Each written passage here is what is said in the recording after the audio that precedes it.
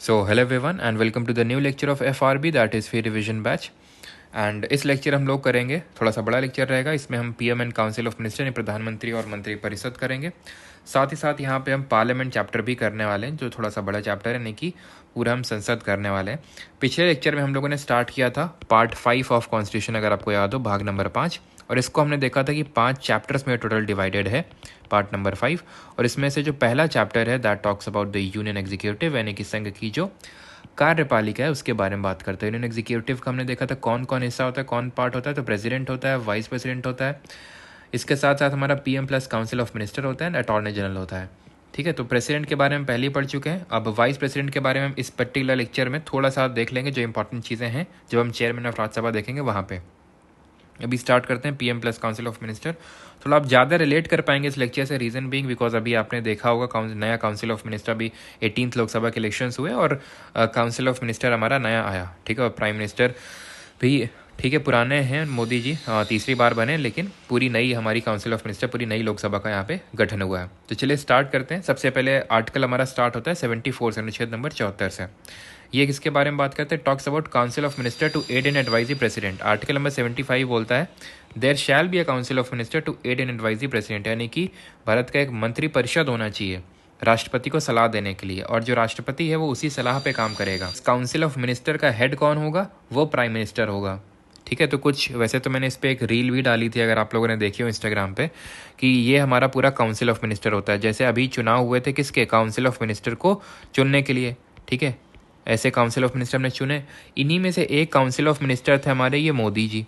ठीक है, जिनको इन सब लोगों ने एग्री किया कि हम इनको मानते हैं अपना लीडर, तो इनको क्या बना दिया गया? इनको बना दिया गया यहाँ पे लीडर। ये हो जाता है हमारा प्राइम मिनिस्टर। तो प्राइम मिनिस्टर एक काउंसिल ऑफ मिनिस्टर ही है, बट वो लीडर है बाकी काउंसिल ऑफ मिनिस्टर का। फ़र्क कितना है अब, क्योंकि ये लीडर है काउंसिल ऑफ मिनिस्टर, और council of minister government form करते हैं, इसीलिए हम बोलते हैं कि जो प्राइम मिनिस्टर होता है he is the head of the government. ये मैंने आपको बात पिछले लेक्चर में बताई थी कि प्राइम मिनिस्टर जो होता है वो सरकार का मुखिया होता है, that is he is the head of government. Because he is the head of the government, that is why we say him as, अब ये लिखने वाले नहीं हूँ मैं बिकॉज बता चुका हूँ, ये डी फैक्टो हेड होता है, रियल हेड होता है। और जो प्रेसिडेंट होता है वो डी ज्यूरे हेड होता है, नॉमिनल हेड होता है, फिर टाइटुलर हेड होता है। वो मैं आपको पिछले लेक्चर में बता चुका हूँ। ठीक है, अब ये जो काउंसिल ऑफ मिनिस्टर है, अब जो नया हमारा बना है prime minister with the head of that council of minister, ये किस लिए बना है? तो इसका काम है प्रेसिडेंट को एडवाइस करना। क्योंकि प्रेसिडेंट कौन, हमने देखा था आर्टिकल 53 को रिकॉल करो, जितने भी एग्जीक्यूटिव एक्शंस होते हैं वो प्रेसिडेंट के नाम पे होते हैं, बट एक्चुअल में कौन एग्जीक्यूट करता है उनको? Council of minister headed by prime minister. तो एक्चुअल में जो पावर, रियल पावर है, वो तो इन्हीं के पास है। इसलिए प्रेसिडेंट को डी जीरो हेड या फिर टाइटुलर हेड के नाम से, फिर नॉमिनल हेड के नाम से जानते हैं, नाम का मुखिया होता है। And he shall act by the advice after reconsideration. तो ये उसी एडवाइस पे काम करेगा। अब ये एडवाइस बाइंडिंग होती है, एक बार तो लौटा सकता है लेकिन बार बार नहीं। ये जो चीज़ है ये 42nd अमेंडमेंट ने किया था कि भाई प्रेसिडेंट, 42nd अमेंडमेंट ने इंदिरा गांधी के टाइम पे तो ये बोला था कि जो भी प्रेसिडेंट को बोलेंगे वो मानना पड़ेगा, एक बार भी नहीं लौटा सकता है। लेकिन 44th अमेंडमेंट 1978 ने, जिसने कि राइट टू प्रॉपर्टी को एक लीगल राइट बनाया, कहाँ पे? आर्टिकल नंबर 300A में। और कौन से पार्ट में? पार्ट नंबर 12 में। तो उसने बोला कि नहीं, एक बार लौटा सकता है। Advice was tendered by ministers to the president shall not be inquired into any court. Any court में इंक्वायर नहीं की जा सकती कि काउंसिल ऑफ मिनिस्टर ने क्या एडवाइस दी प्रेसिडेंट को। ठीक, अगले आर्टिकल पे आते हैं, आर्टिकल नंबर 75 का जो क्लॉज 1 है वो सबसे पहले तो अपॉइंटमेंट की बात करता है। ठीक है, the prime minister shall be appointed by the president. प्रधानमंत्री की नियुक्ति राष्ट्रपति करेगा। और जो इसका दूसरा और इसी में ही ये भी नोटेड है कि the other minister shall be appointed by the president on the advice of the prime minister. प्रधानमंत्री की नियुक्ति राष्ट्रपति करेगा, जब उसकी कर देगा, आपने देखा होगा भी वो है ना अपॉइंटमेंट, वो ओथ वगैरह वो सब ले रहे थे प्रेसिडेंट के सामने, देखा था ना आपने। तो बाकी जो काउंसिल ऑफ मिनिस्टर उनकी भी अपॉइंटमेंट प्रेसिडेंट करेगा, लेकिन पीएम की एडवाइस पे करेगा। आर्टिकल नंबर 75 में ही ये हम क्या पढ़ रहे हैं? ये हम आर्टिकल नंबर 75 का क्लॉज 1 पढ़ रहे हैं, ये भी और ये भी। इसके अंदर सब क्लॉज 1 के अंदर सब क्लॉज हैं ए और बी। इसमें ये लिखा हुआ, इस पर मैंने रील बनाई थी कि जैसे विपक्ष बोल रहा है कि जो घटक दल हैं, दैट इज़ बीजेपी की जो अलायंस है ना, जो है ये आपके नीतीश कुमार जी की पार्टी हो गई, तो इन लोगों को ज़्यादा अच्छे इंपॉर्टेंट पोर्टफोलियो नहीं दिए, या फिर काफ़ियों को तो कोई मंत्री पद ही नहीं दिया, तो ना विपक्ष बोल रहा है। तो एक्चुअल में लिमिट होती है, ऐसा नहीं कि कितने भी मंत्री आप बना दो, ये लिमिट है 15% of the total number of member of Lok Sabha. Similarly ऐसे ही विधानसभा में लेजिस्लेटिव असेंबली भी तो डायरेक्टली इलेक्टेड हाउस है, वहाँ पे भी तो ऐसे डायरेक्ट इलेक्शन होते हैं, प्रत्यक्ष चुनाव, तो वहाँ भी 15% होता है मैक्सिमम लिमिट मिनिस्टर पे। 543 करंट लोकसभा की मेंबरशिप है, इसका 15% निकाल लीजिए, समथिंग 81 आएगा। तो 81 इंक्लूडिंग प्राइम मिनिस्टर, इससे ज़्यादा मिनिस्टर नहीं हो सकते हैं।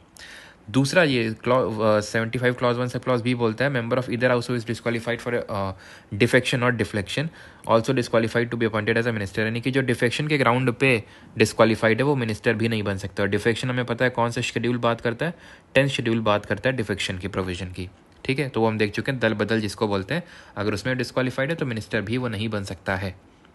और ये क्या होता है डिफेक्शन, जैसे कि कोई एक पार्टी छोड़ के दूसरी पार्टी में चला जाए, या फिर जैसे मान लो अभी चुनाव हुए तो कोई इंडिपेंडेंट यानी बिना किसी पार्टी के चुनाव लड़के आया होगा, मतलब अपनी ही अलग से चुनाव लड़के आया होगा, जिसको हम निर्दलीय बोलते हैं।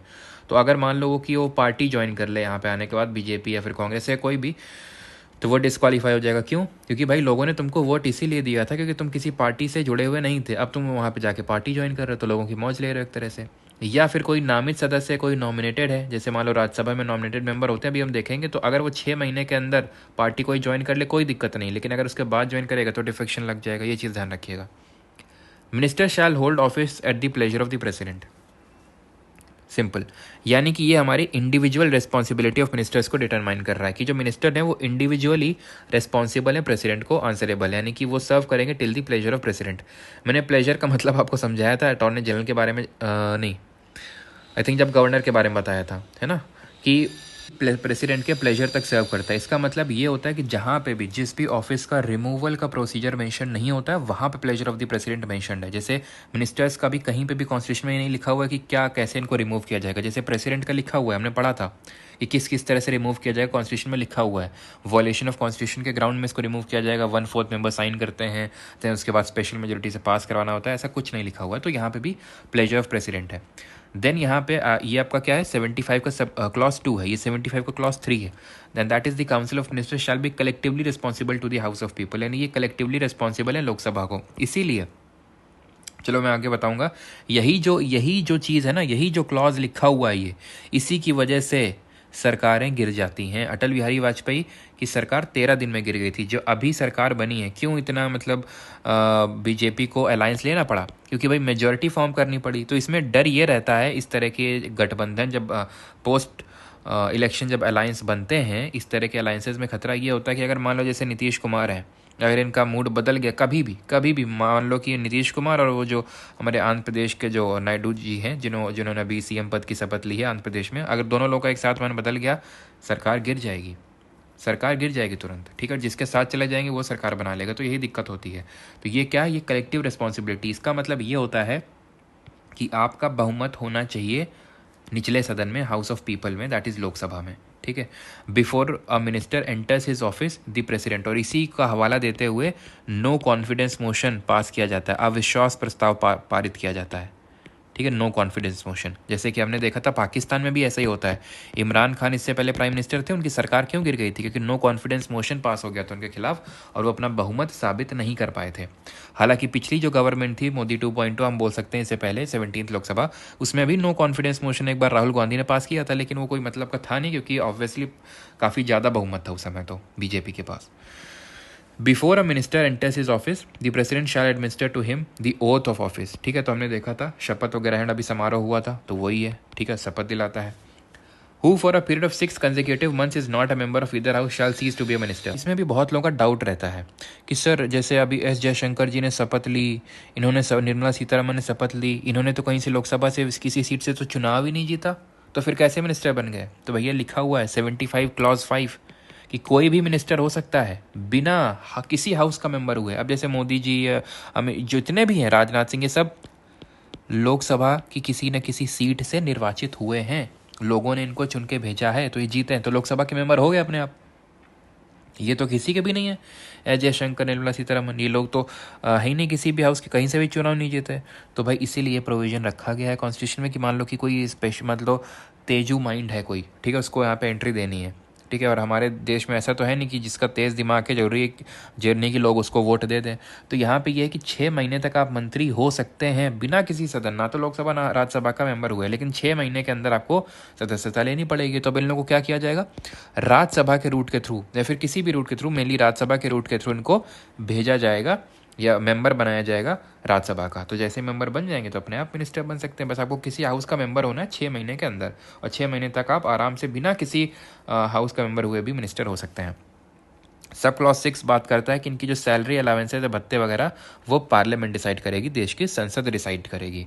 अभी आते हैं आर्टिकल नंबर 76। इसमें हम ज़्यादा डेप्थ में नहीं जाने वाले, बिकॉज हम कॉन्स्टिट्यूशनल बॉडीज़ वाला चैप्टर अलग से करेंगे। वहाँ पे देखेंगे अटॉर्नी जनरल ऑफ इंडिया, जो कि हाईएस्ट लॉ ऑफिसर होता है कंट्री का। बताने को मैं बता सकता हूँ और इंपॉर्टेंट भी है, लेकिन हम वहीं पर करेंगे इसको समराइज करके कॉन्स्टिट्यूशनल बॉडीज़ वाले चैप्टर पर। आर्टिकल 77 की बात करें तो थोड़ा सिमिलर है आर्टिकल 53 से। अब आर्टिकल 53 ये बोलता है कि जो एग्जीक्यूटिव का हेड होता है वो प्रेसिडेंट होता है। बट यहाँ पे क्या आर्टिकल 77 में क्या है, ये है कि जो भी एग्जीक्यूटिव का काम होगा वो प्रेसिडेंट के नाम पे होगा, सिंपल।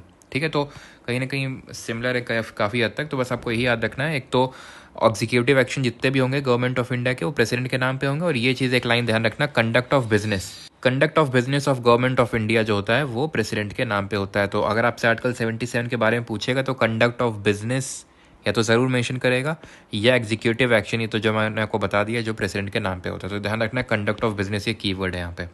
आर्टिकल 78 की अगर बात करें, जहाँ पे हमारे union executive that is chapter number 1 खत्म होता है, ये बात करता है ड्यूटीज़ ऑफ प्राइम मिनिस्टर। याद कैसे रखेंगे, ड्यूटीज़ 8 और ड्यूटीज़, ठीक है, ट आ रहा है तो ऐसे आप इसको याद कर सकते हैं। क्या ड्यूटी होती है, तो ड्यूटी ये होती है कि प्राइम मिनिस्टर को सारी इन्फॉर्मेशन फेच करनी होती है, यानी कि सारी चीज़ों इन्फॉर्म करनी होती है प्रेसिडेंट को। जो भी अगर काउंसिल ऑफ मिनिस्टर के द्वारा कोई भी डिसीजन लिया गया है तो प्राइम मिनिस्टर को इन्फॉर्म करना है वो सेम चीज़ को प्रेसिडेंट को, ये होती है उसकी ड्यूटी, जो आर्टिकल नंबर 78 में स्पेसिफिकली लिखी हुई है। वैसे ड्यूटीज़ तो यहाँ भी है, प्रीवियस आर्टिकल में भी प्राइम मिनिस्टर की, लेकिन मेनली जो ड्यूटी है वो आर्टिकल नंबर 78 में है। तो जो प्राइम मिनिस्टर होता है he acts as a linkage between the president and council of minister. तो ये जो डायग्राम अपने दिमाग में ध्यान रखेंगे तो आप कभी आर्टिकल नंबर 78 नहीं भूलेंगे कि जो प्राइम मिनिस्टर है वो एज अ लिंकेज ऐड करता है। तो जो भी काउंसिल ऑफ मिनिस्टर ने जो भी डिसीजन लिया है तो वो इन्फॉर्म करना है प्रेसिडेंट को, ठीक है। तो यहाँ पे होती है हमारी ये चीज़ें ख़त्म। अभी आते हैं पार्लियामेंट पे, जो कि है चैप्टर नंबर 2, ठीक है। तो अभी चैप्टर नंबर 2 पे हम एंटर कर रहे हैं आर्टिकल नंबर 79 से। तो आर्टिकल 79 किसकी बात करता है, कॉन्स्टिट्यूशन ऑफ पार्लियामेंट, संसद के गठन के बारे में बात करता है। There shall be a parliament for the union. अब इस पार्लियामेंट की बात करें तो कौन कौन आता है, तो 3 कंपोनेंट्स होते हैं इस पिरामिड में, ठीक है। ऐसा पिरामिड मतलब सिर्फ याद करने के लिए मैं आपको समझाता हूँ इस तरह से पिरामिड, कि सबसे नीचे इस पिरामिड में रहता है Lok Sabha, then Rajya Sabha, then parliament. वैसे तो ये पिरामिड के बारे में पढ़ते हैं एनवायरमेंट एंड इकोलॉजी में, pyramid of biomass, pyramid of energy, pyramid of number. आज ही हम लोगों ने SSC JEE की जो क्लास करी थी उसमें ये देखा था ना। खैर, लोकसभा आपके एकदम बॉटम पे रहता है, तो इसीलिए यहाँ पे मैंने इसीलिए पिरामिड ड्रॉ किया, सो दैट आपके दिमाग में बात रहे कि लोकसभा को हम लोअर हाउस के नाम से जानते हैं। तो ये निचला सदन है, सबसे नीचे है, ठीक है। इसी को हम हाउस ऑफ पीपल के नाम से जानते हो भी देखेंगे। और इसके ऊपर है राज्यसभा एंड सबसे ऊपर होता है प्रेसिडेंट, नॉट पार्लियामेंट, ठीक है। सबसे ऊपर होता है आपका प्रेसिडेंट, दैट इज राष्ट्रपति, ठीक है। तो सबसे टॉप पे राष्ट्रपति होता है, और राष्ट्रपति भी पार्लियामेंट का ही हिस्सा होता है। क्यों होता है, क्योंकि कोई भी बिल बिना प्रेसिडेंट की एसेंट के यानी सहमति के वो एक्ट नहीं बन सकता है, ये चीज़ ध्यान रखिएगा। अब बात करते हैं लोकसभा और राज्यसभा की। तो लोकसभा को हम लोअर हाउस या फिर फर्स्ट चैम्बर या फिर हाउस ऑफ पीपल के नाम से जानते हैं। मिनिमम एज यहाँ पे एंटर करने के लिए 25 है, और जो पहली सिटिंग है लोकसभा की वो 17 अप्रैल 1952 को हुआ था, बिकॉज जो हमारे पहले जनरल इलेक्शंस हैं, आम चुनाव, वो 1951-52 में हुए थे, ठीक है। अच्छा, यहाँ पे आपके लिए एक होमवर्क देता हूँ, एंड दैट इज़ कि जो पहली हमारी कैबिनेट बनी थी, जैसे पहले home minister, defence minister, finance minister, इन सब के नाम आपको याद करने हैं, ठीक है। मैं सक्सेसिव वीडियोज़ में आपसे पूछूंगा, तो ध्यान रखिएगा, ये आपके लिए होमवर्क है। जैसे पहले लॉ मिनिस्टर हमारे अम्बेडकर जी थे, पहले गृह मंत्री बात करें सरदार पटेल जी थे, पहले प्रधानमंत्री और एक्सटर्नल अफेयर्स मिनिस्टर अगर बात करें तो वो नेहरू जी थे, ठीक है। तो ये सारे आपको पता होने चाहिए। पहले हमारे अभी JEE में क्वेश्चन पूछा षणमुखम चेट्टी की, पहले फाइनेंस मिनिस्टर कौन थे, तो RK षणमुखम चेट्टी थे, ठीक है। पहले हेल्थ मिनिस्टर तो एकमात्र महिला थी पूरे कैबिनेट में, जिनका नाम था राजकुमारी अमृत कौर। डिफेंस मिनिस्टर बलदेव सिंह थे। तो ये सारे आपको देखना है एक बार। राज्यसभा की बात करें तो इसको अपर हाउस बोलते हैं, ठीक है। सेकंड चैम्बर बोलते हैं काउंसिल ऑफ स्टेट के नाम से जानते हैं, क्योंकि यहाँ पे स्टेट लेजिस्लेटिव असेंबली जो विधानसभाएं होती हैं राज्यों की, वहाँ से चुन के लोग आते हैं यहाँ पे। ठीक है। मिनिमम एज यहाँ पे एंटर करने के लिए 30 साल है और इसीलिए आप थोड़ा सा इसको ऐसे रिलेट कर सकते हो कि इसीलिए इसको हाउस ऑफ एल्डर्स बोलते हैं, क्योंकि यहाँ पे 25 साल न्यूनतम आयु, यहाँ पे 30 साल, तो थोड़े बड़े लोग आते हैं यहाँ पे उम्र में बड़े। ठीक है। और फर्स्ट सिटिंग इसकी कब हुई थी? 13 में 1952, इसकी 17 अप्रैल, इसकी 13 में। अभी आते हैं अगले आर्टिकल में, दैट इज आर्टिकल 80। ये बात करता है राज्यसभा की। 79 in general constitution of parliament की बात करता है कि पार्लियामेंट में कौन कौन आता है। आर्टिकल 80 में बात करता है किसकी? ये बात करता है राज्यसभा की, जिसको कि हम काउंसिल ऑफ स्टेट्स के नाम से जानते हैं। तो उसके कॉम्पोजिशन की बात करता है। तो इसके अनुसार इसमें जो आर्टिकल नंबर 80 में लिखा हुआ है, दैट इज राज्यसभा में जो मैक्सिमम मेंबर्स हो सकते हैं दैट कैन बी 250, 250 मेंबर हो सकते हैं, जिसमें कि 238, that is 238, not more than 238 जो है इलेक्टेड होंगे। कहाँ से? स्टेट और यूटी से इलेक्ट होके आएंगे, बट इनका डायरेक्ट इलेक्शन नहीं होता है, प्रत्यक्ष चुनाव नहीं होता है। तो कैसा होता है? अप्रत्यक्ष चुनाव होता है, इनडायरेक्ट इलेक्शन होता है। ठीक है। और इनको चूज किया जाता है उसी तरह से जिस तरह से हमारे प्रेसिडेंट ऑफ इंडिया को चूज किया जाता है, that is proportional representation plus single transferable vote, यानी कि अनुपातिक प्रतिनिधित्व और एकल संक्रमणीय मत। ठीक है। Representative of the UTs in the council of state shall be chosen in parliament by the law prescribed. तो ये इस पूरे डब्बे को छोड़ दो आप। ठीक है। क्योंकि पहले ये था कॉन्स्टिट्यूशन में लिखा हुआ था कि स्टेट से ऐसे चुन के आएंगे, यूटीज में जैसे पार्लियामेंट डिसाइड कर ले वो लिखा हुआ था। देन पार्लियामेंट ने डिसाइड किया कि जैसे स्टेट से चुन के आते हैं वैसे यूटी से भी आएंगे। अभी अगर प्रेजेंट टाइम की बात करें तो दिल्ली और पुडुचेरी सिर्फ 2 यूटीज हैं जिनका रिप्रेजेंटेशन है राज्यसभा में। बाकी क्यों नहीं है? क्योंकि बाकी की पॉपुलेशन, जनसंख्या इतनी कम है कि वहाँ का कोई रिप्रेजेंटेशन नहीं है, बिकॉज पॉपुलेशन के बेसिस पे रिप्रेजेंटेशन होता है। इसीलिए यूपी से सबसे ज़्यादा रिप्रेजेंटेशन है राज्यसभा में, 31 सीट्स हैं। वहीं सिक्किम जैसे राज्यों से जहाँ पे पॉपुलेशन, हमें पता है सिक्किम में सबसे कम पॉपुलेशन है पूरे इंडिया में और यूपी में सबसे ज़्यादा है, तो यहाँ से मात्र 1 सीट है। लेकिन वहीं पे यूएस में अगर बात करें तो यूएस का जो हाउस ऑफ चैम्बर्स है वहाँ पे इक्वल रिप्रेजेंटेशन, यानी हर एक स्टेट से हर 25 राज्यों से 2-2 सीट निकल के आती हैं। वहाँ पे पॉपुलेशन का कोई चक्कर नहीं है। ठीक है। तो ये चीज़ आपको ध्यान में रखनी है। तो 250 मैक्सिमम मेंबर हो सकते हैं, 238 इलेक्टेड यानी निर्वाचित होकर आएंगे। कहाँ से आएंगे? लेजिस्लेटिव असेंबली से आएंगे। इनडायरेक्ट इलेक्शन है, क्योंकि यहाँ पे हम लोग डायरेक्टली वोट नहीं कर रहे हैं। राज्यसभा के लिए क्या आपने कभी वोट डाले? नहीं डाले। जो हमारे द्वारा चुने गए प्रतिनिधि हैं जो विधानसभा में बैठे हुए हैं वो लोग चुन के भेजते हैं। और 12 मेंबर्स यहाँ पे नॉमिनेट होते हैं। 12 members are nominated by the president in this field literature, science, art and social service, जिसको कि हम कैसे याद करते हैं? जिसको कि हम लिसैस से याद करते हैं, literature, science, art, social service. तो लिसैस से हमें इसे याद रख लेना होता है। और अभी करंट मेंबरशिप अगर बात करें तो करंटली है 245 मेंबर्स। ठीक है। ये चीज़ आपको ध्यान में रखनी है। तो ये जो है उसमें इनका नॉमिनेशन होता है। जैसे अभी हमने देखा था इन्फोसिस के जो चेयरमैन हैं कौन? एन नारायण मूर्ति, उनकी वाइफ सुधा मूर्ति जी, उनको नॉमिनेट अभी किया गया था प्रेसिडेंट के द्वारा। ठीक है। अब आते हैं अगले आर्टिकल पे 81 पे। तो हमने देखा 79 पार्लियामेंट की बात करता है, 80 राज्यसभा में आता है, 81 अब लोकसभा में आएगा। ठीक है। तो यहाँ पे कॉम्पोजिशन किसका दिया हुआ है? लोकसभा का, जिसको हम हाउस ऑफ पीपल के नाम से जानते हैं, निचला सदन के नाम से भी जानते हैं, फर्स्ट चैम्बर के नाम से जानते हैं। तो not more than 530 members chosen by direct election. तो ये यहाँ पे डायरेक्ट इलेक्शन होता है, यानी प्रत्यक्ष चुनाव होते हैं, क्योंकि यहाँ पे डायरेक्टली लोग वोट करते हैं। इसका सबसे बेस्ट एग्जाम्पल अभी डायरेक्ट इलेक्शन हुए थे इसके लिए 18th लोकसभा के लिए। ठीक है। तो 20 इसमें से मैक्सिमम 550 हो सकते हैं, 550, जिसमें 530 स्टेट से आएंगे और 20 यूटी से आएंगे, केंद्र शासित प्रदेशों से आएंगे। Number of seats in the house of people shall be allotted in such manner that number and the population is same for all the state. और इसी को करने के लिए होता है डिलिमिटेशन काउंसिल कमीशन। मतलब ये होता है कि इस तरह से देखा जाता है कि हर एक कॉन्स्टिट्यूएंसी से जो कॉन्स्टिट्यूएंसी इस हिसाब से बनाई जाए कि हर एक कॉन्स्टिट्यूएंसी में सेम नंबर ऑफ पॉपुलेशन हो, सो दैट एक रिप्रेजेंटेटिव जो एक कॉन्स्टिट्यूएंसी को रिप्रेजेंट कर रहा है वो सेम नंबर ऑफ पॉपुलेशन को रिप्रेजेंट करे। चाहे वो अमेठी ले लो, चाहे वो तुम फिर फैज़ाबाद ले लो, चाहे नॉर्थ ईस्ट दिल्ली ले लो, वो फिर एक तरह से सेम पॉपुलेशन को रिप्रेजेंट कर रहे हो। इस तरह से डिलिमिटेशन यानी कि डीमार्केशन किया जाता है बाउंड्री का। यही काम करने के लिए डिलिमिटेशन कमीशन सेटअप किया जाता है, परिसीमन आयोग बोलते हैं। इसका गठन प्रेसिडेंट राष्ट्रपति करता है। ठीक है। और हर सेंसस के बाद, लेकिन अब सेंसस तो पहली बार तो पिछला 2011 में हुआ था और उसके बाद कोई डिलिमिटेशन हुआ ही नहीं है एक्चुअली जो पिछला डिलिमिटेशन हुआ था वो हुआ था 2002 में, जब 2001 का सेंसस हुआ था तब। 2011 में कोई डिलिमिटेशन कमीशन नहीं बैठा था। क्योंकि यहाँ पे इस चीज़ को ध्यान में रखिएगा आप, पहली बात तो ये 42nd अमेंडमेंट होगा, ना कि 46 अमेंडमेंट, क्योंकि यहाँ पे 84th जो अमेंडमेंट है उसने इसको 2026 तक के लिए एक्सटेंड कर दिया है, यानी कि 2026 तक कोई डिलिमिटेशन कमीशन नहीं बैठेगा। क्यों? क्योंकि इसलिए क्योंकि जो नॉर्दर्न स्टेट है उनकी पॉपुलेशन एकदम बढ़ रही है काफ़ी तेज़ी के साथ as compare to southern India state, तो इनको ज़्यादा रिप्रेजेंटेशन मिल रहा है फिर लोकसभा राज्यसभा में। तो इसीलिए सदर्न स्टेट ने बोला कि यार एक तो हम पॉपुलेशन लिमिटिंग मेजर्स ले रहे हैं, ऊपर से आप हमें डिसइंसेंटिवाइज कर रहे हैं। ठीक है, हमें तो इंसेंटिवाइज करना चाहिए और सीट देनी चाहिए, तो इसीलिए फ्रीज कर दी हैं, ठीक है, सीट्स को या फिर डिलिमिटेशन को, जो कि आर्टिकल नंबर 82 के तहत किया जाता है।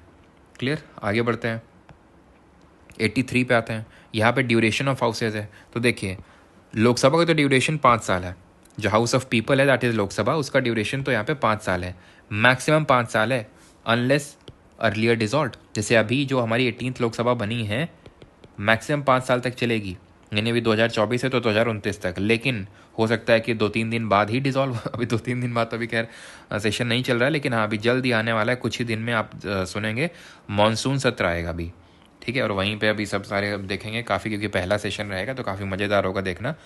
तो उसमें हो सकता है कि सरकार गिर जाए, उसी में गिर जाए, ठीक है, मात्र हो सकता है 1-2 महीने सरकार चले, वो तब तक चलेगी जब तक, याद करो article 75, council of minister are collectively responsible to the Lok Sabha, तो यानी they are answerable to the Lok Sabha, वो कलेक्टिव रिस्पॉन्सिबिलिटी उनकी, अगर वहाँ पे नंबर प्रूव नहीं कर पाए, नो कॉन्फिडेंस मोशन यानी अविश्वास प्रस्ताव पारित हो गया, तो उनको सबको रिज़ाइन देना पड़ेगा, ठीक है। तो यहाँ पे ये चीज़ है कि 5 साल मैक्सिमम है, ठीक है, और ये 5 साल मैक्सिमम एक्सटेंड भी हो सकता है। किस केस में एक्सटेंड होगा? सिर्फ नेशनल इमरजेंसी, राष्ट्रीय आपातकाल के केस में 1 साल के लिए और एक्सटेंड हो सकता है, अगर आपातकाल और लगा तो फिर 1 साल के लिए, तो मैक्सिमम 1 साल के लिए ऐसे एक्सटेंड हो सकता है अगर राष्ट्रीय आपातकाल लग गया तो। बात करें राज्यसभा की, जिसको काउंसिल ऑफ स्टेट के नाम से जानते हैं, it is not subject to dissolution. इसका मतलब ये है कि ये भंग नहीं होता, यानी ये कभी ऐसा नहीं होता कि ये राज्यसभा कार्यकाल 5 साल का है, 6 साल का है, 7 साल का, ऐसा बिल्कुल नहीं है। राज्यसभा एक परमानेंट हाउस है, परमानेंट हाउस है, इसलिए इसको स्थायी सदन बोलते हैं, स्थायी सदन हिंदी में बोलते हैं इसको। क्यों? क्योंकि ये जैसे टंकी है, टंकी में मान लो कि एक नलके से पानी आ रहा है और एक से जा रहा है, यहाँ से आ रहा है, यहाँ से जा रहा है, तो टंकी कभी खाली होगी? कभी पूरी तरह से खाली नहीं होगी। उसी तरह ही इसके 1/3 मेंबर हर 2 साल में रिटायर होते रहते हैं। इस लॉजिक से हर मेंबर का जो टर्म हुआ वो 6 साल का हुआ। जैसे ये 1/3 है, ठीक है, ये 1/3 है, ठीक है, ये अभी इलेक्ट हुए, ठीक है, ये मान लेते हैं ये 2 साल बाद इलेक्ट हुए, ये 2 साल बाद इलेक्ट हुए, तो अब इनके रिटायरमेंट का नंबर आ जाएगा, तो टोटल 6 साल हो गए, ठीक है। तो इस तरह से चलता है, समझ में आया तो ठीक है, नहीं तो वैसे तो मैंने डिटेल में बैच में समझाया था, लेकिन कोई नहीं, यहाँ पे आप ऐसे समझ लो कि हर 1/3 मेंबर, 1/3 सदस्य 2 साल में रिटायर होता है, तो हर मेंबर का टर्म 6 साल का होता है। लेकिन राज्यसभा का कोई टर्म नहीं होता है, Rajya Sabha is a permanent house, house अपने आप में परमानेंट है। यहाँ से जो पानी आ जा रहा है उसका टर्म है 6 साल का, ये ध्यान रखना, ठीक। तो 1/3 आ रहे हैं, जा रहे हैं, आ रहे हैं, जा रहे हैं, आ रहे हैं, जा रहे हैं, इस तरह से, ठीक है, एक साथ आ जा नहीं रहे। अगले आर्टिकल पे आते हैं 84 पे, that talks about the qualification for membership of the parliament. एक तो भारत के नागरिक हो, 25 साल की उम्र हो अगर लोकसभा का चुनाव लड़ना चाहते हो, और राज्यसभा का तो 30 साल उम्र होनी चाहिए, जो पहले देख चुके हैं। 85 पे आते हैं, सेशंस ऑफ पार्लियामेंट की बात करता है, यानी कि संसद के सदनों की बात करता है। अब इसमें कितने सेशन हो सकते हैं? तो इसमें लिखा हुआ है कि 2 सेशन के बीच में मैक्सिमम 6 महीने का गैप हो सकता है, यानी मिनिमम 2 सेशन तो बुलाने ही पड़ते हैं हर साल, और मैक्सिमम 3 सेशन हो सकते हैं, 3 सत्र हो सकते हैं। कौन कौन से 3 सेशन हैं? तो 3 सेशन ये होते हैं, देखो हमारा जो फाइनेंशियल ईयर वित्त वर्ष शुरू होता है वो मैंने आपको बताया था 1 अप्रैल से 31 मार्च तक चलता है, ये पता है आपको बात, ठीक है। तो हम सबसे पहले बजट सत्र से ही ले लें, ठीक है। साल का जो सबसे पहला सेशन होता है वो बजट सत्र होता है, बजट सेशन होता है। बजट ये वाला सेशन चलता है, आप ऐसे मान लो कि फेब में स्टार्ट होता है और अप्रैल मई तक चलता है। इस बार बहुत कम टाइम तक चला था बिकॉज चुनाव थे, इसलिए तो अंतरिम बजट वगैरह पेश करके ख़त्म कर दिया गया था, डिसॉल्व कर दिया गया था। अभी हम देखेंगे डिसॉल्व कौन करता है हाउस को, ठीक है। तो बजट सेशन था, देन उसके बाद अभी आएगा, बस कुछ ही दिन में, आप मान लो कि आई थिंक 2-3 दिन में हो सकता है, 3-4 दिन में प्रेसिडेंट अनाउंस कर देंगे और मानसून सत्र बुला लेंगे, ठीक है। प्रेसिडेंट अनाउंस करते हैं, इसको बोलते हैं प्रोरोगेशन, ठीक है। तो प्रोरोगेशन क्या होता है? जो राष्ट्रपति बुलाते हैं सत्र को, प्रोरोगेशन बोलते हैं उसको, ठीक है। ये आपका चलेगा कब से? जुलाई से आप ऐसे मान लो सितंबर तक ये चलेगा, मानसून सत्र बोलते हैं इसको, ठीक है। लास्ट जून में मोस्ट प्रोबेबली स्टार्ट हो जाएगा। एंड फिर होता है हमारा विंटर सेशन, जिसको बोलते हैं शीतकालीन सत्र। ये आपका रफली वही नवंबर के टाइम पे चालू होता है एंड दिसंबर तक चलता ही है। तो सबसे लंबा ये सेशन होता है। तो मैक्सिमम 3 सेशन हो सकता है और मिनिमम 2 सेशन तो होने ही होने चाहिए। और समर सेशन करके कोई सेशन नहीं होता, इस चीज़ को ध्यान रखिएगा। अब यहाँ पे जो मैंने टर्म्स यूज़ किए उनका मतलब समझा देता हूँ। प्रोरोगेशन का मतलब होता है बुलाना, बुलाता है मगर जाने का भी पड़ेगा, नहीं तो फिर प्रेसिडेंट बहुत मारेगा। ठीक है, तो प्रोरोगेशन का मतलब क्या होता है? हाउस को समन कर, सॉरी ये क्या मैं बोल रहा हूँ, प्रोरोगेशन का तो मतलब होता है वापस भेजना, सॉरी। ठीक है, प्रोरोगेशन का तो मतलब होता है वापस भेजना, बुलाना क्यों बोलते हैं? समन करना। ठीक है, आई थिंक मैंने पीछे भी प्रोरोगेशन गलती से बोल दिया। समन का मतलब होता है बुलाना।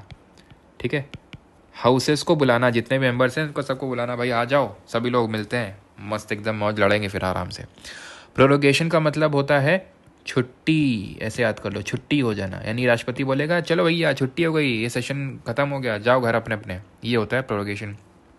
एडजर्नमेंट कौन क्या होता है? ये दोनों कौन करता है? प्रेसिडेंट करता है। ठीक है, राष्ट्रपति करता है। एडजर्नमेंट क्या होता है? जिसको बोलते हैं जो सदन होता है उसको स्थगित कर देना कुछ टाइम के लिए, तो एडजर्नमेंट होता है कुछ टाइम के लिए। जैसे मान लो ये आज आए ये लोग, ठीक है, सब लोग आए, और मान लो आपने देखा नहीं होगा कि लड़ने लगते हैं, मार एकदम पता चला पेपर पर फेंकाई चल रही है, गाली गलौज चल रही है, तो जो स्पीकर होता है, या फिर मतलब स्पीकर, या फिर राज्यसभा के केस में चेयरमैन, यानी जो भी प्रिसाइडिंग ऑफिसर है, पीठासीन अधिकारी है, जो आपने देखा होगा ऊंची वाली कुर्सी में बैठा रहता है, तो बोलेगा प्रिसाइडिंग ऑफिसर, पीठासीन अधिकारी, कि भाई तुम लोग अब निकल लो, तुम लोग बड़ी अभद्रता से पेश आ रहे हो, तो निकल लो और कल मिलना, कल आते हैं, या फिर 2 दिन बाद आते हैं, फिर 3 दिन बाद आते हैं, समझ रहे हैं आप? या फिर मान लेते हैं कि तुम यार बहुत कम लोग आए हो यार, हैं, चलो ठीक है अब कल आना, जाओ, ठीक है, छुट्टी आज तुम लोगों की, उसको बोलते हैं एडजर्नमेंट। ये सत्र की छुट्टी नहीं हो रही है, ये सेशन अभी नहीं खत्म हो रहा है, सेशन खत्म होने को बोलते हैं प्रोरोगेशन। अभी ये हो रहा है कि कुछ टाइम के लिए, एडजर्नमेंट बोलते हैं उसको। ये कौन करता है? पीठासीन अधिकारी करता है, प्रिसाइडिंग ऑफिसर। ये कौन होता है? अभी पढ़ेंगे। लोकसभा के केस में स्पीकर होता है वहाँ का, ठीक है, और राज्यसभा के केस में चेयरमैन होता है। तो वो बोलेगा कि भाई जाओ, और अगर वो ये बोल दे कि जाओ, और वो वहाँ पे बैठे लोग पूछे भाई कब आना है, सर जी ये भी बता दो कब आना है, वो बोलेगा हम नहीं बताएंगे, जाओ यहाँ से, उसको बोलते हैं एडजर्नमेंट सीने डाए। वो पूछता नहीं, इसलिए मैं आपको बता नहीं रहा हूँ, ऐसे एग्जाम में पूछा नहीं, उसको बोलते हैं एडजर्नमेंट सीने डाए। उसका मतलब ये होता है स्पीकर झंडा दिखा रहा है राष्ट्रपति को कि भाई छुट्टी कर दो इन लोगों की, ये सेशन को ख़त्म कर दो, काम ख़त्म हो गया इस सेशन का। डिसोल्यूशन की अगर बात करें, ये भी प्रेसिडेंट ही करता है। ऊपर जो मैंने तीनों चीज़ें बताई, ये लोकसभा राज्यसभा दोनों एंजॉय कर सकते हैं, ठीक है, लोकसभा राज्यसभा दोनों में होती हैं चीज़ें। लेकिन जो डिसोल्यूशन होता है ये सिर्फ और सिर्फ किसका होता है? लोकसभा का। क्यों? क्योंकि लोकसभा ही डिसॉल्व हो सकता है सर, राज्यसभा तो परमानेंट हाउस है, वो तो डिसॉल्व नहीं हो सकता। डिसॉल्व का मतलब होता है एक साथ सारे सदस्य चले जाना। अभी 17th लोकसभा डिसॉल्व ही तो हुई थी, प्रेसिडेंट ने डिसॉल्व किया था उसको कि भाई जाओ, अब फिर फ्रेश चुनाव होंगे, नई किस गवर्नमेंट आएगी, फिर से 18th लोकसभा आएगी। तो वही हुआ, अभी डिसोल्यूशन ही हुआ था कुछ टाइम पहले, जो प्रेसिडेंट करता है, और वो सिर्फ लोकसभा ही हो सकता है, जो 5 साल में यूजुअली होता है, लेकिन पहले भी हो सकता है, मैंने आपको बताया। ठीक है, डिसोल्यूशन पहले भी हो सकता है लोकसभा का। क्लियर इतनी चीज़? ठीक है, तो सेशन भी हमें समझ में आ गया। अब यहाँ पे आते हैं एड्रेस ऑफ प्रेसिडेंट 86। उतना इंपॉर्टेंट आर्टिकल नहीं है, इसमें लिखा हुआ है कि राष्ट्रपति संबोधित कर सकता है सदनों को। राष्ट्रपति क्योंकि एक पार्लियामेंट का पार्ट है, इसलिए वो कभी संबोधित कर सकता है। ये जो डब्बे बने हुए हैं, पढ़ना है तो पढ़ लो, नहीं तो बस सीधा याद रखो कि संबोधित कर सकता है। लेकिन ये वाला इंपॉर्टेंट है, ये स्पेशल एड्रेस है, ये एक स्पेशल संबोधन है, ये है एड्रेस और ये स्पेशल एड्रेस। एड्रेस का मतलब वो पता नहीं, एड्रेस का मतलब है संबोधन जो प्रेसिडेंट करता है। ये स्पेशल क्यों है? क्योंकि ये होता है at the commencement of the first session after each general election to the house, या फिर at the commencement of the first session of each year. अब ये या तो कब होता है, या तो जो पहला सेशन होता है हर साल का, या फिर जो पहला सेशन होगा जनरल इलेक्शन के बाद, जो कि है अभी आम चुनाव हुए हैं अभी, जनरल इलेक्शन, बस इसके बाद अभी जो मानसून सत्र आएगा वो पहला ही सेशन ही तो होगा जनरल इलेक्शन के बाद। तो उसमें प्रेसिडेंट दोनों हाउसेस को एक साथ बुलाएगा, आ जाओ भैया एक साथ, क्योंकि जनरल इलेक्शन के बाद पहला सेशन है। इसी को बोलते हैं motion of thanks, motion of thanks. और इसको पास करवाना होता है सरकार को, सदन से नहीं पास करवा पाए तो सरकार गिर जाएगी। मोशन ऑफ थैंक्स इसको बोलते हैं, धन्यवाद प्रस्ताव बोलते हैं इसी चीज़ को। ठीक है, जहाँ पे दोनों हाउसेस को बुलाएंगे कलेक्टिवली और दोनों को एड्रेस करेंगे कि इस तरह से अब सरकार हमारी चलने वाली है। अब आते हैं आर्टिकल, और किसको पास करवाना होता है भाई? जिसकी सरकार है उसको, कि भाई ये मोशन ऑफ थैंक्स है और चलो अब इसको पास करवाते हैं इस तरह से, ठीक है, अपना बहुमत साबित करते हैं। Article number 88, rights of ministers and attorney general as respect to houses. तो मिनिस्टर्स और अटॉर्नी जनरल के क्या राइट्स हैं, क्या अधिकार हैं? इनके अधिकार ये हैं कि ये किसी भी सदन में आके हिस्सा ले सकते हैं, बोल सकते हैं, लेकिन वोट नहीं कर सकते हैं।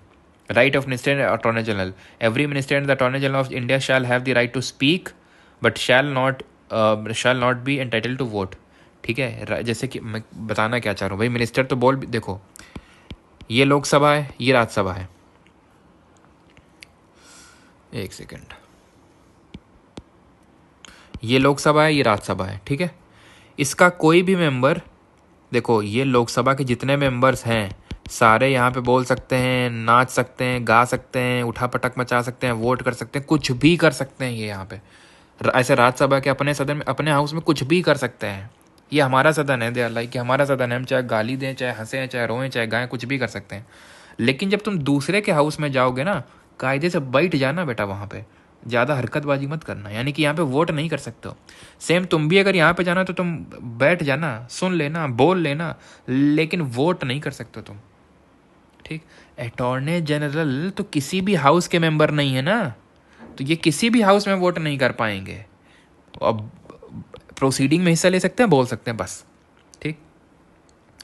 आर्टिकल 122 इससे कोसों दूर है, ठीक है। लास्ट हमारा आर्टिकल आता है इस चैप्टर नंबर 2 में, बिकॉज चैप्टर 3 में अगर बात करें तो हमारा सिर्फ एक आर्टिकल आता है 123। तो ये इस चैप्टर का लास्ट आर्टिकल ये बोलता है कि कोर्ट नॉट टू इंकर इनटू प्रोसीडिंग ऑफ पार्लियामेंट, यानी कोर्ट इंटरफेयर नहीं करेंगे पार्लियामेंट की मैटर में कि भाई इस सांसद ने इसको क्यों बोल दिया, इस सांसद ने इसको गाली क्यों दे दिया, ना, वो गाली दें चाहे मर मिट जाए वहीं पे, वो बैठे हुए पीठासीन अधिकारी वही देखेंगे जो देखेंगे वही।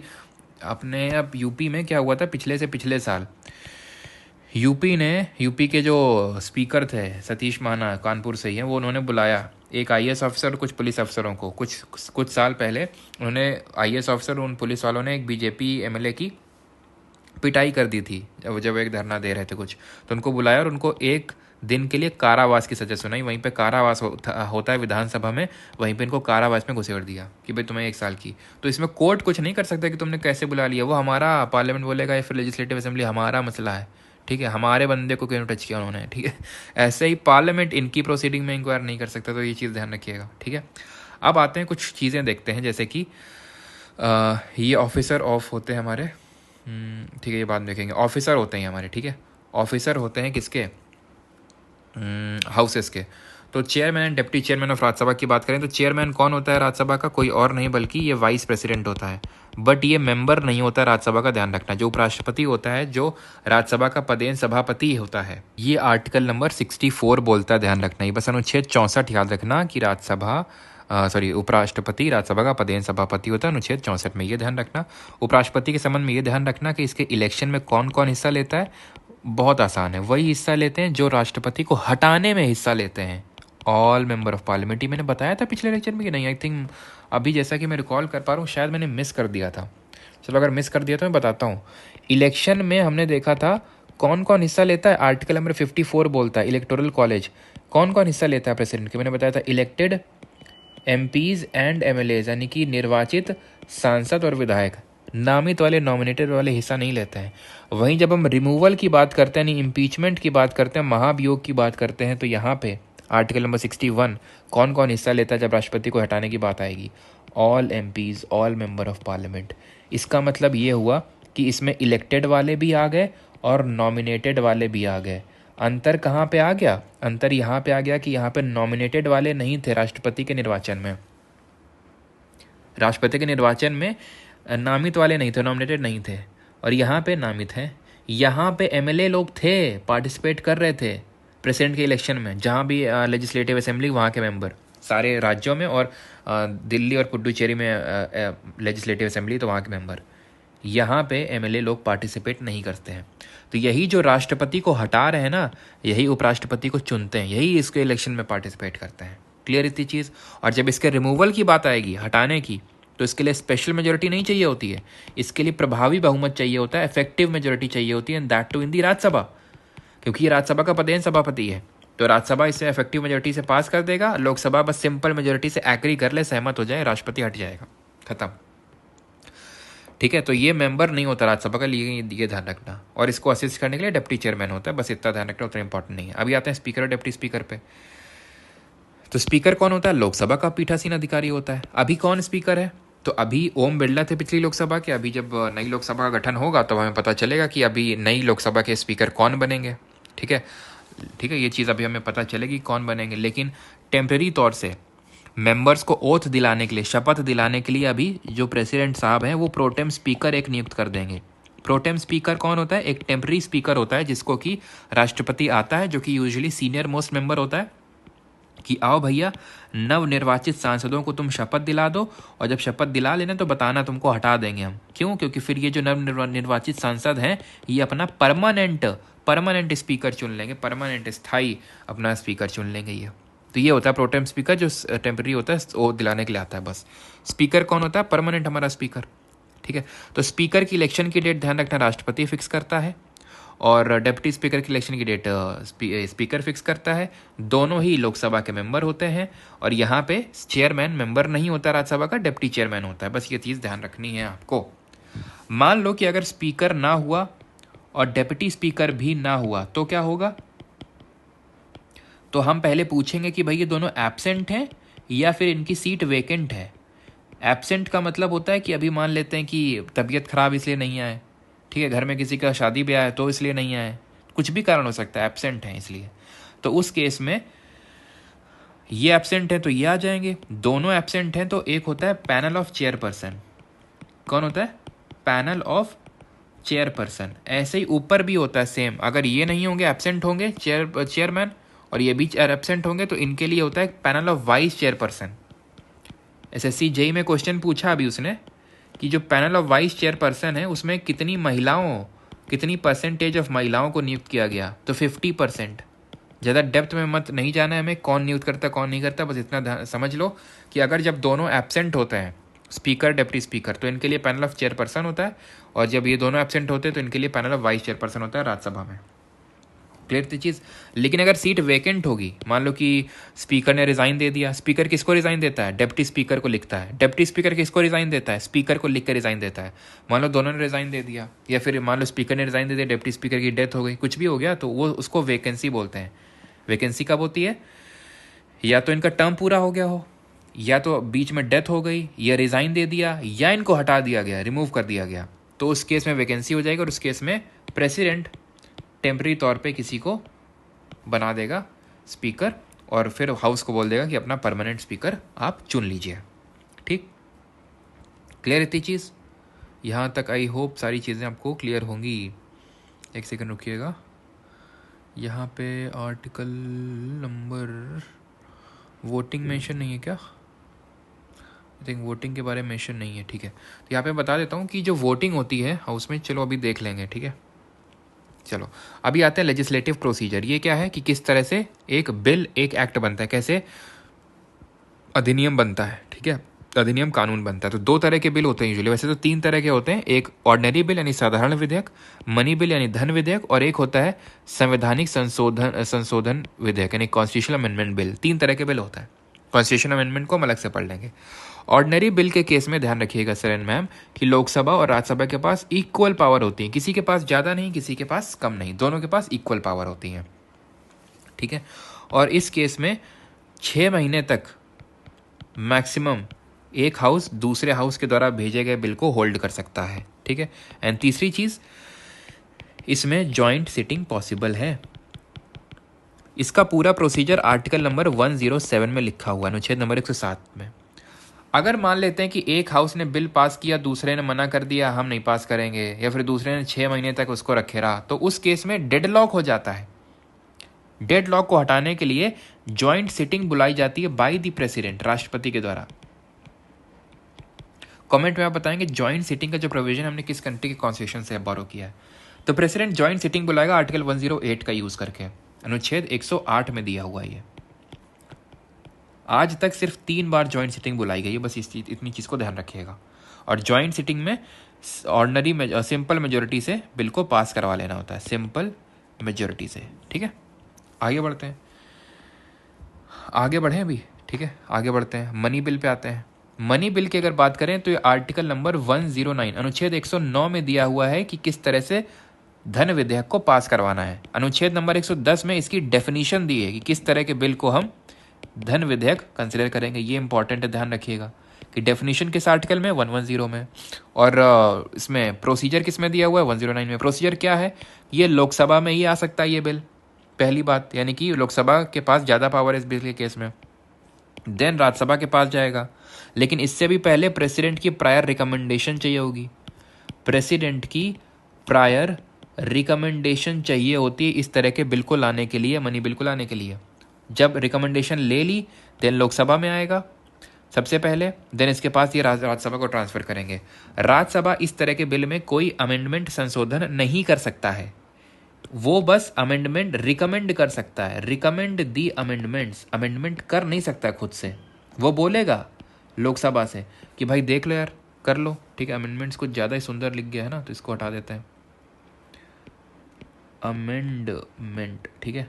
तो बोलेगा लोकसभा से कि देख लो यार, अमेंडमेंट कर लो। वो लोकसभा की मर्जी, करे या ना करे। और अगर मान लेते हैं कि राज्यसभा ने 14 डेज तक, 14 दिन तक कोई रिस्पॉन्स नहीं दिया, मान लिया जाएगा कि राज्यसभा ने उसी हालत में इसको आगे भेज दिया प्रेसिडेंट के पास, जैसे कि उसको लोकसभा ने भेजा था। राष्ट्रपति के पास कुछ ऑप्शंस होते हैं। ऑप्शंस ये होते हैं, या तो वो सहमति दे सकते हैं बिल को, एसेंट दे सकते हैं, इसको बोलते हैं उनकी पॉजिटिव पावर। और उनके पास एक होती है नेगेटिव पावर, यानी एसेंट ना देने की पावर, उसको बोलते हैं वीटो पावर। वीटो कितने तरह के होते हैं, एक तो होता है एब्सोल्यूट वीटो, साफ साफ मना कर दे, नहीं देंगे हम एसेंट, क्या कर लोगे। सस्पेंसिव वीटो का मतलब होता है कि लौटा देना बिल को, कि भाई इसको वापस रिकन्सिडरेशन के लिए वापस भेज देता है। एक होता है पॉकेट वीटो। पॉकेट वीटो मतलब उसने पॉकेट में रख लिया और रेस्पॉन्ड ही नहीं कर रहा है, कुछ रिएक्ट ही नहीं कर रहा है, कुछ बोल ही नहीं रहा है। एब्सोल्यूट में बिल्कुल मना, सस्पेंसिव में लौटा देना, और पॉकेट में कुछ पता ही नहीं रहा है। ये वाला जो 3 वीटो होते हैं, ध्यान रखना, एक क्वालिफाइड वीटो करके भी होता है। ये इंडियन प्रेसिडेंट के पास नहीं होता है, यूएस के प्रेसिडेंट के पास होता है। तो ये not in case of money bill, धन विधेयक के केस में। बाकी तो देखो, ऑर्डिनरी बिल के केस में तो तीनों होंगे, साधारण विधेयक के केस में तो तीनों वीटो होते हैं, लेकिन जो धन विधेयक होता है उस केस में, not in case of money bill, उस केस में सस्पेंसिव वीटो नहीं लगता है। क्यों? क्योंकि भाई तुम्ही से तो पूछ के लाए थे बिल, अब कहे लौटा रहे हो रिकंसिडरेशन के लिए, पहले ही बता देते, क्योंकि तुम्ही से पूछ के तो लाए थे प्रायर रिकमेंडेशन के प्रेसिडेंट से। ये लॉजिक होता है यहाँ पे। अब जब हम कॉन्स्टिट्यूशनल अमेंडमेंट बिल के बारे में बात करेंगे तो वहाँ पे एक भी वीटो नहीं होता है। इस चीज़ को 24th अमेंडमेंट से ऐड किया गया था। ये प्रेसिडेंट के पास कोई भी वीटो नहीं है जब संविधान संशोधन विधेयक की बात आएगी। एंड इसमें कोई जॉइंट सिटिंग का प्रोविजन नहीं है, नो जॉइंट सिटिंग का प्रोविजन, यानी यहाँ पे संयुक्त बैठक नहीं बुलाई जा सकती, यानी कि यहाँ पे कोई डेडलॉक नहीं हो सकता है मनी बिल के केस में। क्लियर इतनी चीज़। और ऐसे एक होता है हमारा फाइनेंशियल बिल, ठीक है। कौन सा बिल होता है? फाइनेंस बिल होता है एक, ठीक है। उससे उतना ज़्यादा क्वेश्चन बनते नहीं है, वो आर्टिकल नंबर 117 में आता है। 2 तरह के होते हैं, लेकिन उतना डीप में हमें जाने की यहाँ पे ज़रूरत नहीं है, बस मैंने बता दिया 117 में है, ठीक। अभी आते हैं कोरम वगैरह देख लेते हैं, देन आगे बढ़ते हैं, ठीक है। कोरम की अगर बात करें, कोरम क्या है? ये आर्टिकल नंबर 110 बोल रहा हूँ, इसमें तो मनी बिल है 100, दैट इज 100। कोरम को बोलते हैं हिंदी में गण पूर्ति। इसका मतलब ये होता है कि अगर 1/10 मेंबर नहीं आए, जितनी भी टोटल मेंबरशिप है उसकी, अगर उसके 1/10 नहीं आए तो उस केस में जो प्रिसाइडिंग ऑफिसर है, पीठासीन अधिकारी, लोकसभा के केस में वहाँ का स्पीकर, राज्यसभा के केस में वहाँ का चेयरमैन, वो हाउस को एडजर्न कर सकते हैं, स्थगित कर सकते हैं, ठीक है। तो वो 10%, जैसे कि लोकसभा की मेंबरशिप अभी 543 की, तो 10% 1/10 कितना होगा? 54 तो होने चाहिए मिनिमम। राज्यसभा कितनी है? 245, इसका 1/10 कितना होगा? 24%, यानी 25 तो होना ही चाहिए, नहीं तो स्थगित कर दिया जाएगा सेशन को। इसी आर्टिकल में, दैट इज आर्टिकल 100 में ही, अनुच्छेद 100 में ही वोटिंग के बारे में मेंशन है। एक्चुअली आर्टिकल 100 का क्लॉज 1 बात करता है वोटिंग की, और 100 क्लॉज 2 बात करता है कोरम की, गणपूर्ति की। तो 100 जो क्लॉज 1 है वो किसकी? वोटिंग की बात करते हैं। यहाँ पे तो वेकेशन लिखा हुआ है, सॉरी, तो ये एरो यहाँ गलत ड्रॉ हो गया। ये 100 का क्लॉज 1 बात करता है वोटिंग की, किस तरह से वोटिंग होगी, ध्यान रखना, ठीक है। बस ये ध्यान रखना, एक होता है कास्टिंग वोट। ये कास्टिंग वोट डिसाइडिंग वोट होता है। अगर मान लो वोटिंग हुई सदन में और इक्वालिटी ऑफ वोट हो गया, 50 लोगों ने बोला हाँ, 50 लोगों ने बोला ना, तो उस केस में पीठासीन अधिकारी, दैट इज प्रिसाइडिंग ऑफिसर के पास एक जो डिसाइडिंग वोट होता है उसको कास्टिंग वोट बोलते हैं, ठीक है। तो वो तभी वोट करेगा अगर इक्वालिटी ऑफ वोट हो गई तो। अब आते हैं आर्टिकल नंबर 101 में, अनुच्छेद 101, वैकेशन ऑफ सीट। सीट कैसे खाली हो सकती है? अगर मान लेते हैं कि कोई एक टाइम पे एमपी, जैसे एमपी और एमएलए दोनों बन गया, जैसे कि एग्जांपल देता हूँ, अखिलेश यादव अभी एमएलए हैं यूपी से, एमपी भी बन गए, चुनाव लड़ा था ना, एमपी बन गए। अब उन्होंने अगर नहीं बताया स्टिपुलेटेड टाइम के अंदर कि उन्हें किस सदन की सदस्यता लेनी है, तो उनकी मेंबर ऑफ पार्लियामेंट वाली सीट चली जाएगी अपने आप, अगर उन्होंने नहीं बताया तो। मोस्ट प्रोबेबली शायद इस बार अखिलेश यादव ये सुनने में आ रहा है कि मेंबर अभी जाएंगे, वो लोकसभा में जाएंगे, ठीक है। तो हो सकता है वो अभी एमपी बने तो उन्हें बताना पड़ेगा, तो वो एमएलए को बताएंगे कि एमएलए हम छोड़ रहे हैं। अगर मान लेते हैं कि कोई एक बंदा 2 सीट पे चुनाव जीत गया, जैसे अभी हुए ना, तो काफ़ी लोग जैसे मोदी जी, राहुल गांधी 2-2 सीट पे चुनाव लड़ते हैं, तो जैसे राहुल गांधी अमेठी और वायनाड 2 में लड़ते हैं, तो ये 2 सीट पे एमपी बन गए, तो उन्हें बताना होगा, नहीं दोनों चली जाएंगी कि किस सीट पे रहना है, और जिस सीट पे वो हटेंगे उस सीट पे फिर से उस पर्टिकुलर कॉन्स्टिट्यूंसी में बाई इलेक्शन हो जाते हैं फिर से, ठीक है। तो इस तरह से चलता है। अगर मान लेते हैं कोई लोकसभा राज्यसभा का मेंबर बन गया सेम टाइम में, तो बताना होगा, नहीं तो राज्यसभा की सदस्यता चली जाएगी, ठीक है। 102 में डिस्क्वालिफिकेशन दिया मेंबरशिप, कैसे कोई डिस्क्वालीफाई हो सकता है? अगर मान लो कि वो भारत का नागरिक नहीं है, या फिर ऑफिस ऑफ प्रॉफिट होल्ड कर रहा है, कोई लाभ का पद धारण किए हुए, या फिर वो बैंकरप्ट हो चुका है, दिवालिया हो चुका है, ठीक है, या फिर वो पगला गया है, अनसाउंड माइंड का है, तो ये सारे डिस्क्वालिफिकेशन हमारे कॉन्स्टिट्यूशन में लिखे हुए हैं संविधान में, कि अगर वो भारत का नागरिक नहीं है, लाभ का पद धारण किए हुए, दिवालिया हो गया, पगला गया, तो उसको डिस्क्वालिफिकेशन हो जाएगा उसका, ठीक है। अभी यहाँ पे आते हैं डिफरेंट पार्लियामेंट्री टूल्स पे। बिफोर प्रोसीडिंग हम 110 तक देख चुके थे आर्टिकल, एक और आर्टिकल हमें देखना है, दैट इज़ 112, आर्टिकल नंबर, अनुच्छेद नंबर 112। ये किसकी बात करता है? ये बात करता है एनुअल फाइनेंशियल स्टेटमेंट की, वार्षिक वित्तीय विवरण की, जिसको कि हम प्यार से बजट बुलाते हैं, ठीक है। ये होता है एस्टिमेटेड पूरा कितना इनकम आया गवर्नमेंट को, कितना एक्सपेंडिचर हुआ, कितना इस साल खर्चे लगेंगे गवर्नमेंट के, ठीक है। तो एनुअल ये कितना फाइनेंशियल, एक फाइनेंशियल में कितना ईयर में कितना गवर्नमेंट को आया और कितना गया। इकोनॉमिक्स में आपको इकोनॉमिक्स वाली चीज़ें बता चुका हूँ, बजट डेफिसिट क्या होता है, रेवेन्यू डेफिसिट क्या होता है, और आपके revenue account, capital account, physical deficit, ये सारी चीज़ें मैं वहाँ पे आपको एक्सप्लेन कर चुका हूँ। यहाँ पे ध्यान रखना है कि ये जो आपका एनुअल फाइनेंशियल स्टेटमेंट है, बताता है कि आपके जो कंसोलिडेटेड फंड ऑफ इंडिया, यानी भारत की संचित निधि, उसमें कितना पैसा आया और कितना गया। और एक चीज़ ध्यान रखिएगा, कहीं पे भी कॉन्स्टिट्यूशन में बजट वर्ड मेंशन नहीं है, एनुअल फाइनेंशियल स्टेटमेंट है, वार्षिक वित्तीय विवरण। तो कंसोलिडेटेड फंड ऑफ इंडिया, जो कि आर्टिकल नंबर 266 में अनुच्छेद नंबर 266, इसी को हम पब्लिक पर्स के नाम से जानते हैं, ठीक है। इसी में पैसा आता जाता है पूरा, ठीक है।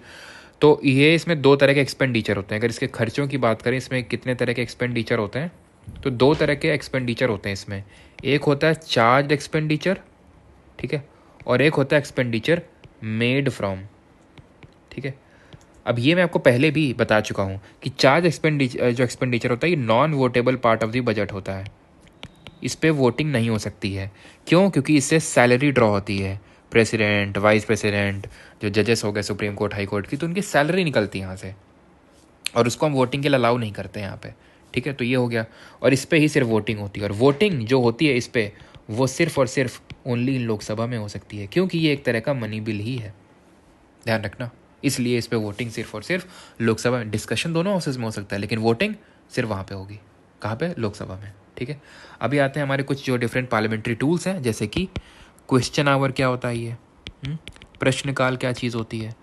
तो जो हमारी पार्लियामेंट्री प्रोसीडिंग का पहला घंटा होता है, ठीक है, first hour of every parliamentary proceeding, of every जो पार्लियामेंट्री प्रोसीडिंग होती है, उसका जो पहला घंटा होता है उसको हम प्रश्नकाल बोलते हैं। ये संविधान में कहीं नहीं लिखा हुआ है, कॉन्स्टिट्यूशन मेंशन नहीं है, जो रूल्स ऑफ हाउस होते हैं उसमें मेंशन होता है ये, ठीक है। यहाँ पे डिफरेंट तरह के क्वेश्चन पूछे जा सकते हैं, जैसे कि स्टार्ड क्वेश्चन, अनस्टार्ड क्वेश्चन, जिनमें स्टार लगे होते हैं उनको स्टार्ड बोलते हैं, जिनमें स्टार नहीं लगे होते हैं क्वेश्चन में उनको अनस्टार्ड बोलते हैं। ये ओरली पूछे जाते हैं। और एक होते हैं शॉर्ट नोटिस क्वेश्चन, जहाँ पे आपको एटलीस्ट 10 दिन का नोटिस देके वो क्वेश्चन पूछना होता है। इसके बाद जो घंटा स्टार्ट होता है उसको बोलते हैं 0 आवर, यानी कि शून्यकाल बोलते हैं। 0 आवर क्वेश्चन आवर के तुरंत बाद स्टार्ट होता है। ये 11 बजे, सुबह 11 बजे से लेकर 12 बजे तक चलता है। देन 12 बजे के बाद ये स्टार्ट होता है। यहाँ पे agenda of the day decide किया जाता है। Agenda of the day decide किया जाता है कि जब हम लंच के बाद, क्योंकि इसके बाद लंच हो जाता है, ठीक है, तो लंच के बाद हम मिलेंगे तो हम किस बात पे डिस्कशन करेंगे, वो यहाँ पे 0 आवर में डिसाइड होता है। यहीं पे आपको बताना चाहूँगा पार्टी विप के बारे में। विप मैं आपको पहले ही बता चुका हूँ कि क्या होता है। पार्टी का एक मुखिया होता है जो पार्टी के बंदों को डायरेक्शन देगा कि क्या कब वोटिंग करनी, कब नहीं करनी, कब प्रेजेंट होना है, कब एब्सेंट होना है। नहीं फॉलो करोगे तो तुम्हारे खिलाफ 10th शेड्यूल के तहत डिफेक्शन लग जाएगा। अब फाइनली डिस्कस कर लेते हैं सेंसर मोशन और नो कॉन्फिडेंस मोशन में क्या अंतर होता है। सेंसर मोशन और no confidence motion, no confidence motion को बोलते हैं अविश्वास प्रस्ताव। ठीक है, तो सेंसर मोशन क्या होता है, ये एक काउंसिल ऑफ मिनिस्टर या फिर एंटायर काउंसिल ऑफ मिनिस्टर के खिलाफ लाया जा सकता है। एक के खिलाफ लाया गया तो वो सीट वेकेंट हो जाएगी। मान लो कि डिफेंस मिनिस्टर के खिलाफ लाया, एक्सटर्नल अफेयर्स के मिनिस्टर के खिलाफ लाया, तो वो हट जाएंगे, उनकी जगह कोई और आ जाएगा। ध्यान रखना, अगर प्राइम मिनिस्टर हटा, पीएम अगर उसने रिजाइन भी दिया डेथ हो, पूरी सरकार गिरती है। ध्यान रखना इस चीज़ को, क्योंकि प्राइम मिनिस्टर हेड है वो। तो अगर उसने रिजाइन दिया प्राइम मिनिस्टर ने, entire council of minister dissolve. ठीक है, और ये एंटायर काउंसिल ऑफ मिनिस्टर के खिलाफ भी लाया जा सकता है। नो कॉन्फिडेंस मोशन जो है अविश्वास प्रस्ताव ओनली सिर्फ और सिर्फ एंटायर काउंसिल ऑफ मिनिस्टर के खिलाफ ही लाया जा सकता है। ये एक काउंसिल ऑफ मिनिस्टर के खिलाफ नहीं लाया जा सकता है। इसको लाने के लिए, सेंसर मोशन लाने के लिए रीज़न बताने की ज़रूरत है कि क्यों ला रहे हैं आप। यहाँ पे रीज़न की ज़रूरत नहीं होती। क्यों? क्योंकि यहाँ पे 50 मेंबर का अप्रूवल लेना होता है। और ध्यान रखें, सिर्फ लोकसभा में ही आ सकते हैं। क्यों? क्योंकि अगर ये पास हो जाते हैं ना, जैसे नो कॉन्फिडेंस मोशन पास हो गया, सरकार को रिज़ाइन करना ही पड़ेगा। It is mandatory for the सरकार टू रिज़ाइन। सरकार गिरेगी, और सरकार तो सिर्फ लोकसभा में गिर सकती है, क्योंकि लोकसभा ही डिसॉल्व हो सकता है, राज्यसभा तो हो ही नहीं सकता है। तो नो कॉन्फिडेंस मोशन सिर्फ लोकसभा में ही आ सकता है। और इसमें कितने मेंबर का अप्रूवल नहीं चाहिए, तो इसलिए रीज़न बताना है आपको। और यहाँ पे मैंडेटरी नहीं होता है। ठीक है, यानी कि council of minister need not resign. ठीक है, तो ये चीज़ आपको पता होनी चाहिए, दोनों में डिफरेंस। लेक्चर होता है हमारा ख़त्म। आई नो थोड़ा सा बड़ा हो गया था, क्योंकि काफ़ी बड़ा लेक्चर भी था ये। ठीक है, मतलब पार्लियामेंट अपने में एक बड़ा टॉपिक है। हमने PM and council of minister, अब देखो जब मैंने बैच में करवाया था तो पीएम काउंसिल ऑफ मिनिस्टर अलग से करवाया था लेक्चर, और पार्लियामेंट एक लेक्चर 1 था और पार्लियामेंट लेक्चर 2 था, और उसी के साथ मैंने स्टेट लेजिस्लेचर भी, तो 3 लेक्चर में करवाया था वहाँ पे। तो मैंने यहाँ पे समराइज़ किया, तो ऑब्वियस बात है टाइम तो लगेगा ही चीज़ों में। बाकी मैंने कोशिश की कोई भी चीज़ ऐसे छूटी ना हो जो आपके एग्जाम के लिए इंपॉर्टेंट हो, और वहीं छूटी है। बस आपको ठीक है फेथ रखना है कि मैंने आपको चीज़ें पढ़ाई हैं, क्वेश्चन वहीं से बनने वाला है। ठीक है, मैंने अपनी तरफ से कोई भी चीज़ नहीं छोड़ी है जो आपके एग्जाम में आ सकती है। तो बस आपको शिद्दत के साथ रिवीजन करना है। रिवीजन यहाँ पे की रोल प्ले करेगा, ध्यान रखिएगा इस चीज़ को। ठीक है, इस पूरे लेक्चर का PDF तो मैं फॉर श्योर डालने वाला हूँ, बिकॉज यहाँ पे मैंने बहुत सारी चीज़ें एक्स्ट्रा नोट करी और लिखी हैं। तो आपको परमार SSC का जो टेलीग्राम है वहाँ पे आपको देखने को मिल जाएंगे। उसका लिंक डिस्क्रिप्शन में, प्लस जो क्विज़ ग्रुप है उसका भी लिंक जो है आपको डिस्क्रिप्शन मिल जाएगा। तो वहाँ से आप ज्वाइन करके क्विज़ भी अटेम्प्ट कर सकते हैं। ऑलराइट, अब हम करेंगे जो बाकी के हमारे टॉपिक्स हैं पॉलिटी के वो। एंड कल आप लोगों का SSC JEE में जो करंट अफेयर्स के क्वेश्चन पूछे गए उसकी क्लास होने वाली है। Alright, thank you.